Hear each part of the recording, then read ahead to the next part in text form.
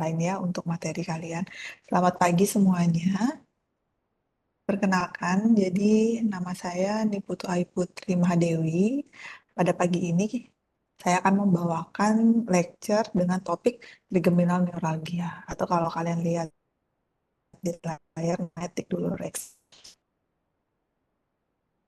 Belum bisa jumpa langsung lewat webback saya. Nanti selama presentasi kuliah terkait topik ini, kalau ada yang ingin ditanyakan, kalian semester berapa, Griselda? Semester 7 dokter kita. Oke, mau jadi dokter muda ya? Nanti semester 8 baru Semester koas. 8. Iya dok. Ya, mungkin kalian bertanya mengapa ada topik trigeminal neuralgia pada blog kalian ini, khususnya terutama secara umum di kedokteran gigi. Keluhan nyeri pada trigeminal neuralgia sangat-sangat sering dan memang lokasinya adalah di rahang. Jadi yang tersering di maksila dan mandibularnya ya untuk trigeminal neuralgia, sehingga nanti pasien akan datang ke praktek kalian dengan keluhan nyeri rahang yang mereka kira itu adalah bersumber dari gigi. Jadi pada topik lecture ini ingin memberikan kalian pemahaman bila ada pasien dengan keluhan apa yang harus dievaluasi. Bila ada kemungkinan dia suatu trigeminal neuralgia, kita akan belajar bagaimana presentasi klinisnya, kemudian bagaimana pemeriksaannya, dan apa yang harus kalian lakukan bila ada pasien dengan keluhan ini. Nanti di pertengahan PPT kuliah mungkin akan ada beberapa kuis atau tanya jawab. Nanti silahkan ya untuk semua bisa bertanya kalau ada yang masih ragu ya. Kita mulai. Jadi tujuan pembelajaran tentunya eh, kami berharap kalian mampu menjelaskan, kemudian menentukan diagnosis melalui pemeriksaan fisik ya, dan memberikan penataan pelaksanaan awal suatu neurologi. Kenapa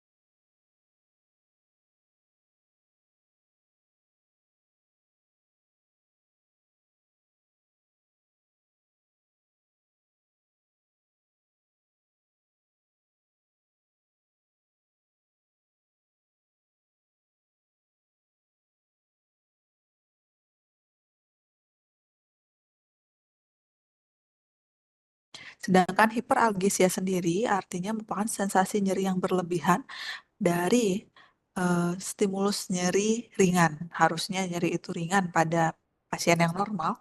Pasien yang hiperalgesia merasakan nyeri yang berat. Ini yang harus kita tentukan dari pasien-pasien dengan neuropathic pain. Contoh neuropathic pain-nya adalah trigeminal neuralgia tadi. Kemudian, oke, di sini ada salah satu pertanyaan, siapa yang volunteer mau membantu membacakan?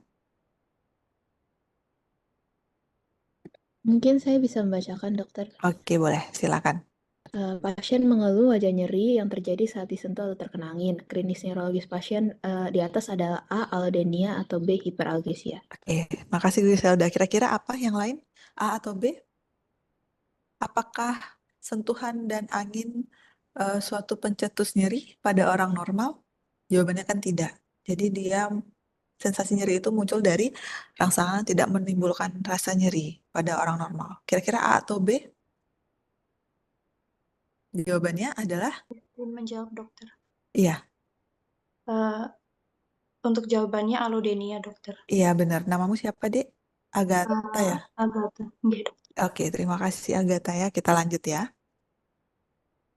Slide selanjutnya, kita masuk ke orofacial pain. Jadi, pain itu adalah terminologi yang luas untuk semua rasa nyeri yang terjadi di daerah orofacial. Nah, kompetensi kalian adalah daerah yang rongga bibir. Apa aja yang ada di rongga bibir? Ada sangat banyak sekali ya. Gusi, gigi gerigi, lidah, dan lainnya. Jadi, orofacial itu terminologi yang sangat luas dan trigeminal neuralgia masuk ke dalam suatu orofacial pain, salah satunya. Ini dia klasifikasi orofacial pain. Sangat banyak sekali dan yang kita akan belajar hari ini adalah trigeminal neuralgia. Orofacial pain yang lain apa? Contohnya adalah gangguan di temporomandibular joint. Atau kalau kompetensi kalian yang di tengah-tengah, dentoalveolar, di sini ada odontalgia, dentinal, periodontal, pulpal, semua ini komponen-komponen yang harus kalian evaluasi ya. Kita masuk ke organ peka nyeri intrakranial. Ini lebih spesifik adalah organ peka nyeri kepala yang berlokasi di intrakranial. Ini masuk ke nervus trigeminal juga. Kemudian ada arteri dan lainnya. Jadi nice to know agar kalian tahu bahwa nyeri kepala bisa disebabkan oleh organ-organ yang berada di intrakranial dan organ-organ yang berada di ekstrakranial. Organ-organ yang di ekstrakranial inilah yang termasuk gigi, itu yang harus dievaluasi. Dan di sini ada nervus 5 trigeminal neuralgia. Nervus 5 atau trigeminal neuralgia disebut organ peka nyeri yang berlokasi di ekstrakranial karena dia sudah keluar dari intrakranial. Jadi dia berlokasi di luar kranial ya. Satu lagi di sini ada gigi gusi adalah salah satu sumber nyeri intraoral. Jawabannya adalah benar seperti yang di slide tadi ya. Jadi kalian harus tahu kalau ada pasien yang mengalami nyeri rahang, banyak sekali yang harus dievaluasi. Ada komponen dentalnya, komponen ekstradentalnya, termasuk otot-otot di sekitarnya ya. Sebentar.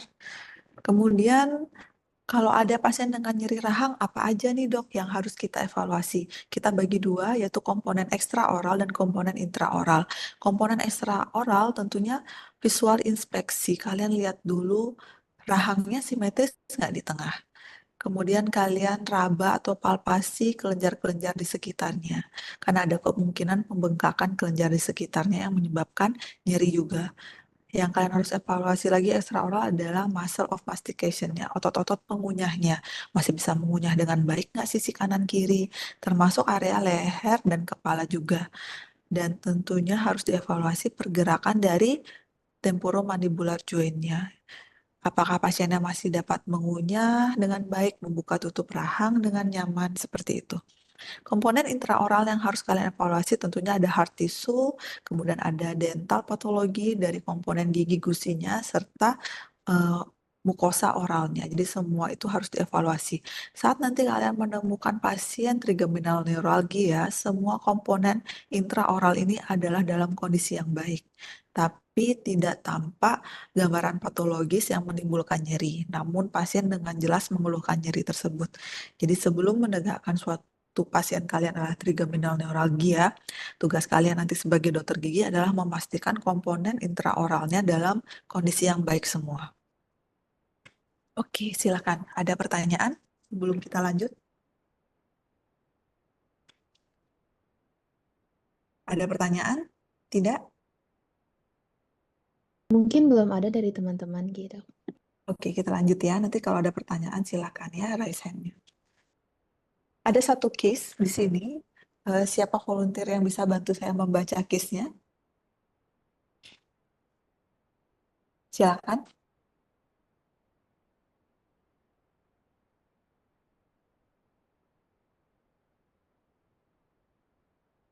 Mungkin saya izinkan saya untuk volunteer Boleh. lagi, dokter. Kau volunteer yang baik ya. Silakan Jadi dibacakan. female Miss A, 22 years old, came complaining of pain in the right side of the head, pain when touched by the hands, and sometimes pain appeared when eating or rinsing their mouths. Pain was also felt in the facial area and spread, especially in the right lower jaw. Complaints have been experienced since 1 month ago and tends to be burdensome. Ya, jadi yang kita lihat, terima kasih Luciada ya. Yang kita lihat di sini cara menyimpulkan adalah satu wanita usia muda 22 tahun. Kemudian dia nyeri di sisi kanan dan nyeri itu ketika disentuh oleh tangan. Kalian harus ingat, nyeri yang muncul dari rangsangan tidak menimbulkan nyeri. Jadi sentuhan tangan pada orang normal tidak akan menimbulkan nyeri. Jadi pasien ini masuk ke allodynia. Kalau sudah ada allodynia, pikirkanlah dia ke arah neuropathic pain. Kemudian menjalar ke rahang sisi kanan ya, bawah. Jadi tentunya besar kemungkinan pasien ini akan meminta bantuan ke dokter gigi dulu ya.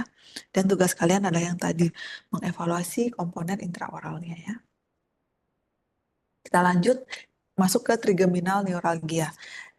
Terlihat pada gambar bahwa cabang dari nervus trigeminal ada 3 di sisi kanan dan kiri, masing-masing ada cabang ophthalmic zone yang berwarna hijau. Ini masuk ke area yang frontal, ini namanya area frontal, kelopak mata bagian atas hingga ujung hidung. Kemudian ada maxillary zone yang berwarna merah muda, masuk ke kelopak mata bawah dan bibir atas. Kemudian ada yang mandibular zone, masuk ke bibir bawah. Ini adalah pembagian dari cabang nervus trigeminal. Di sini, yang tersering trigeminal neuralgia itu adalah pada cabang maxillary dan mandibular, jadi cabang yang kedua dan ketiga. Jarang terjadi pada cabang yang pertama atau yang ophthalmic zone ya. Untuk patofisiologinya, dipercaya bahwa trigeminal neuralgia ini dapat terjadi tentunya karena adanya kompresi dari nervus trigeminalnya yang entah etiologinya apa tapi mengalami kompresi entah oleh pembuluh darah di sekitarnya ataupun adanya suatu massa. Kemudian ada penyakit demyelinisasi primer dan adanya sensitisasi disfungsi dari central pain related circuitnya. Di sini, di kuis ini untuk nanti kalian bisa belajar ya. Beberapa jenis pertanyaan akan seperti ini. Terdapat 3 cabang nervus trigeminal ya, ophthalmic zone, maxillary zone, dan mandibular zone. Jawabannya benar ya. Jadi cabang dari nervus 5 ada 3 ya, seperti yang tertera di layar. Oke, kita masuk lagi ke trigeminal neuralgia. Trigeminal neuralgia, pasien datang dengan keluhan utama nyeri, yaitu dengan nyeri neuropatik. Di mana di sini memang dari epidemiologi lebih banyak terjadi pada wanita dengan usia yang masih produktif dimulai 37 tahun, 67 tahun masuk ke usia geriatri ya. Kemudian cabang dari 52 atau 53 yang dimana 52 adalah maxillary zone dan mandibular zone memang lebih sering terjadi trigeminal dibanding cabang yang pertama atau ophthalmic zone. Cuma kemudian di sini ada trigger nyeri dari unconscious mechanical stimulation di wajah, entah itu di mukosa intraoral yang sesisi dengan rasa nyeri. Jadi kalau misalnya artinya di sini, jadi kalau misalnya nyerinya di wajah sisi kanan, tentunya rangsangan itu muncul di wajah sisi kanan. Jadi wajah sisi kirinya dalam batas normal. Rangsangan ini Inosius mechanical ini termasuk rangsangan yang tidak menimbulkan nyeri ataupun menimbulkan nyeri ringan. Di sini yang contohnya tidak menimbulkan nyeri, contohnya adalah sentuhan, kemudian berbicara, mengunyah, gosok gigi, mencuci wajah, minum. Kadang kalau pasien laki-laki, keluhan juga bisa muncul saat pasien membersihkan wajah, menguris seperti itu ya. Kemudian pembagiannya secara umum berdasarkan International Classification of Headache Disorder, trigeminal neuralgia ini dibagi menjadi 3, yaitu idiopathic trigeminal neuralgia, classical trigeminal neuralgia, dan secondary trigeminal neuralgia. Untuk yang idiopathic di sini tentunya pure paroxysmal pain. Kemudian yang klasikal ini dengan MRI kita dapat melihat adanya kompresi dari vaskular. Jadi ada pembuluh darah yang melewati cabang dari nervus 5, kemudian dia mengalami kompresi dari vaskular tersebut ya. Secondary artinya ada underlying disease yang dialami oleh pasien seperti di sini kondisi-kondisi lain tapi bukan akibat kompresi dari vaskular itu. Jadi trigeminal neuralgia yang klasik adalah yang tersering, di mana dari pemeriksaan MRI yang merupakan gold standarnya kita lihat ada kompresi dari vaskular ke cabang trigeminal. Ini klinisnya tentunya dia seringkali lokasinya unilateral sesuai distribusi. Unilateral itu artinya satu sisi aja deh, sisi kanan wajah atau sisi kiri wajah. Kemudian karena dia merupakan suatu nyeri neuropatik, tentu intensitas nyerinya dari sedang hingga berat. Nyeri neuropatik itu sedang hingga berat ya, jadi pasien datang biasanya ke praktek dengan keluhan nyeri berat yang tidak bisa dia tahan ya. Kemudian dapat terjadi serangan spontan minimal 3 kali serangan, diperberat oleh stimulus yang tidak berbahaya, bahkan stimulus yang idealnya tidak menimbulkan rasa nyeri pada pasien yang normal. Kemudian kualitas nyerinya tentunya masuk ke kualitas nyeri neuropatik seperti yang dijelaskan tadi. Tersengat listrik atau electric shock, kemudian dia menusuk, tajam, tersayat, seperti itu ya. Nyeri ini dialami oleh pasien dengan onset atau waktu yang sesaat dan berhenti mendadak. Oke, karena memang trigeminal neuralgia ini 80% hingga 90% dapat kita tegakkan melalui wawancara. Jadi tentunya saya akan selalu mengingatkan bahwa anamnesis yang baik, wawancara yang baik dengan pasien, maka kalian akan dapat menegakkan kondisi trigeminal neuralgia dengan baik. Ini taking a patient history, kita menggunakan anamnesis dengan Secret 7 dan Fundamental 4. Tentukan dulu chief complaint-nya, keluhan utama yang menyebabkan pasien datang ke praktek kalian, di mana pada trigeminal neuralgia, tentu keluhan utamanya adalah nyeri di satu sisi wajah. Secret 7 terdiri dari onset, tanyakan sejak kapan, lokasinya di mana, kualitasnya seperti apa nyerinya, tertusuk, tersayat, kemudian intensitasnya seperti apa, kuantitasnya bagaimana dirasakan setiap hari atau hilang timbul, kemudian tentukan faktor yang memperbaiki rasa nyeri itu dan yang memperberat rasa nyeri itu. Pada nyeri neuropatik, nyeri dapat membaik sendiri hilang tanpa kondisi tertentu ya. Kemudian kronologisnya seperti apa, karena kita harus memastikan bahwa pasien tidak mengalami trauma juga pada wajah. Kemudian tanyakan juga keluhan lain yang dialami pasien, termasuk menentukan apakah ada gangguan fungsional tidak pada pasiennya, gangguan mengunyah, dan yang lainnya ya. Kemudian kita tentukan fundamental 4 termasuk riwayat pengobatannya, sakit yang dahulu, sosialnya seperti apa, dan riwayat keluarganya. Oke, ini tentu jawabannya adalah benar bahwa anamnesis yang detail diperlukan untuk menegakkan diagnosis pada pasien ya. Selanjutnya, ini sudah dijelaskan tadi terkait Secret 7-nya, karena pada saat kita menanyakan lokasi nyeri, kita juga harus menyesuaikan apakah lokasi nyeri ini sesuai dengan penjalaran atau percabangan dari nervus 5 ya, seperti gambar yang tadi. Kemudian gold standard pemeriksaannya tentu dengan MRI kepala dengan sentrasi di meatus acousticus externus. Itu setara dengan setinggi lubang telinga ya. Tapi permintaan untuk gold standar pemeriksaan dari trigeminal neuralgia adalah MRI ya. Ini berdasarkan ICD-10, jadi kriteria diagnosis trigeminal neuralgia. Kalian bisa lihat di sini di layar, kurang lebih seperti inilah kriteria diagnosisnya, yang dimana untuk menegakkan diagnosisnya 90%, hampir 90% dapat kita lakukan melalui anamnesis ya. Oke, ada volunteer yang mau bantu membacakan kuisnya? Silakan. Yang lain selain teman-teman yang tadi, ada siapa lagi di sini?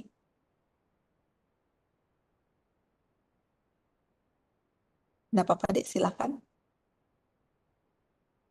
Vanessa, Vanessa bisa bantu nggak? Vanessa juga. Baik, bisa dok. Oke, terima kasih Vanessa, silakan. Oke. Sebenarnya untuk kuisnya, pemeriksaan CT scan merupakan gold standar pada kondisi trigeminal neuralgia. Jawabannya benar, dok. Jawabannya apa? Benar. Jadi terima kasih ya Vanessa ya. Jadi seperti yang tadi saya jelaskan, kalau misalnya kita untuk gold standarnya adalah MRI ya Vanessa ya. Jadi MRI bisa membantu memperlihatkan lebih jelas daripada CT scan untuk kondisi yang trigeminal neuralgia ya. Oke, tapi seandainya di suatu kondisi di daerah terpencil yang hanya tercanggih adalah CT scan, mungkin dia bisa membantu, minimal kita bisa melihat tidak ada kompresi seperti masa atau trauma. Namun bila sudah pertanyaannya gold standar, nanti yang kalian pilih MRI ya. Oke, nggak apa-apa, kita lanjut. Ini adalah diferensial diagnosis dari trigeminal neuralgia. Nah, sebelum kita menentukan DD-nya apa, kalian tentukan kelompok besarnya. Trigeminal neuralgia di DD berdasarkan penyebab dari dentalnya, kemungkinannya bisa dental karies, pulpitis, dental sensitivity, dan lain-lainnya. Kompetensi kalian sebagai dokter gigi nanti adalah menentukan dental penyebab atau etiologi dental ini tidak ada pada trigeminal neuralgia. Karena bila ada penyebab atau etiologi dari dental, contohnya dental karies pada pasien yang kita curigai trigeminal neuralgia, maka kita harus mengkoreksi atau memperbaiki penyebab dentalnya dulu. Karena pada pasien trigeminal neuralgia, semua kondisi oral, intraoral, dan dentalnya adalah dalam kondisi yang baik ya. Kemudian DD yang lain, dari sinus bisa, dari salivary gland bisa, kemudian dari temporomandibular joint juga bisa ya. Nanti kalian pelajari ini, minimal kalian tahu apa kondisi lain yang harus kalian eksklusikan untuk menaikkan diagnosis trigeminal neuralgia. Ini adalah DD trigeminal neuralgia, termasuk salah satu jenis nyeri kepala. Tapi berbeda ya, Dek ya. Karena di sini nyeri kepala tentunya trigeminal neuralgia itu kan sering di cabang kedua dan ketiga. Sedangkan mendede suatu trigeminal neuralgia dengan nyeri kepala adalah di mana trigeminal neuralgia melibatkan cabang yang pertama atau ophthalmic zone-nya. Itu bisa didede dengan nyeri kepala juga. Manajemen untuk trigeminal neuralgia, first line drug-nya adalah carbamazepin dan oxcarbazepin ya. Di mana di sini bisa mengontrol nyerinya hampir 90% keluhan nyeri dari pasien ya. Kemudian kita bedakan menjadi dua untuk tata laksananya, ada yang medication dan surgical ya. Untuk yang surgical biasanya kita konsulkan ke bagian bedah saraf untuk tindakan dari trigeminal neuralgia yang klasikal. Kalau yang idiopatik kita nggak tahu penyebabnya apa. Jadi kemungkinan yang berperan di situ adalah terapi yang medikamentosa. Tapi pada trigeminal yang klasik yang memang ada kompresi dari vaskular, kita bisa konsulkan ke bagian bedah saraf bila terapi medikamentosa kita tidak membantu pasien ya. Kemudian kita lanjutkan di sini medikamentosanya ada carbamazepin dan oxcarbazepin dengan efek samping yang harus kita waspadai. Di sini sudah saya tandai kuning. Ada kemungkinan pasien mengalami dizziness, kemudian fatigue, ataksia, diplopia, hingga dia datang dengan keluhan skin reaction. Contohnya dermatitis alergi ya. Kapan kita memikirkan untuk mengkonsulkan pasien ke bagian invasif atau operasi? pertama, kalau kalian ketemu trigeminal neuralgia, tentu kalian akan memberikan tata laksana awal dulu, kemudian baru rujuk pasien ke bagian spesialis neurologi.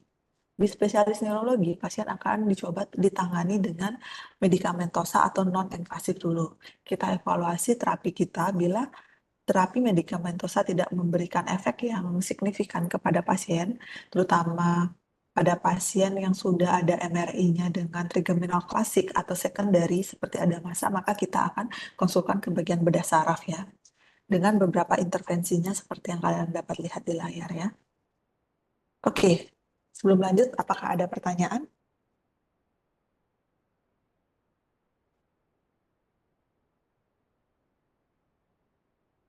Teman-teman, ada pertanyaan? Atau kita lanjut dulu? Mungkin dilanjut dulu, dokter. Oke, baiklah. Lanjut ya. DD-nya pada trigeminal neuralgia yang cabang oftalmik tentunya akan sangat menyerupai nyeri kepala. Di sini beberapa nyeri kepala yang mungkin bisa menjadi DD, terutama yang migrain dan cluster headache. Kenapa? Karena migrain dan cluster headache memiliki intensitas nyeri dari sedang hingga berat. Jadi bisa masuk ke dalam diferensial diagnosis dari trigeminal neuralgia ya. Kemudian, terapi simptomatis untuk nyeri kepala bila kemungkinan pasiennya kadang di beberapa daerah kita tidak bisa ideal meresepkan yang golongan lini pertama untuk trigeminal. Namun minimal kalian harus tahu jenis-jenis anti nyeri, berapa miligram per kilogram berat badan, serta berapa maksimal dosnya untuk membantu pasien meredakan nyeri. Contohnya acetaminophen. Minimal kalian tahu bahwa paracetamol itu dosisnya 15-20 miligram per kilogram berat badan per satu kali pemberian dan maksimal dosnya itu 4.000 gram. Jadi dia beda dengan fungsinya sebagai antipiretik. Kalau sebagai antipiretik kan kita kasih 3 kali 500 bila demam, seperti itu ya. Ini pertanyaan yang sering. Kalau pasiennya nyeri kepala, pertanyaannya adalah, dok, kapan nih saya harus CT scan kepala? Bahaya nggak nyeri kepala saya? Seperti itu.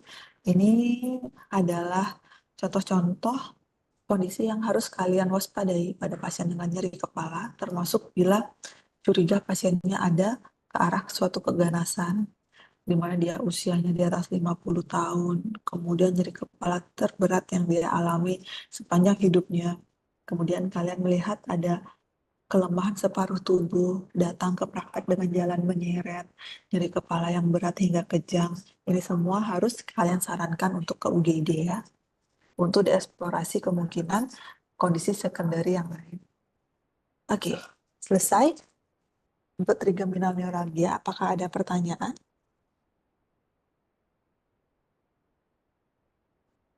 Sudah? Kalian sudah punya learning task untuk diskusinya ya, untuk pleno? Izin menjawab sudah, dokter. Ya, jadi nanti silakan belajar sesuai panduan di PPT, sesuai dengan beberapa textbook dan jurnal yang sudah saya cantumkan. Kemudian pelajari sesuai kompetensi kalian. Pesan saya adalah saat ada pasien dengan keluhan nyeri rahang, pastikan sebelum menaikkan trigeminal neuralgia, kalian harus pastikan komponen intraoralnya dalam kondisi yang baik. Nanti silakan diskusi dengan kelompok kalian. Nanti kita ketemu saat pleno. Bila saat ini tidak ada pertanyaan, kalian bisa WA saya boleh kalau ada yang ingin ditanyakan atau kita diskusikan saat pleno ya. Baik, dokter. Oke. Kalau tidak ada pertanyaan, saya akan akhiri diskusi pada siang ini, lecture-nya. Ini slide tambahan untuk nice to know aja ya.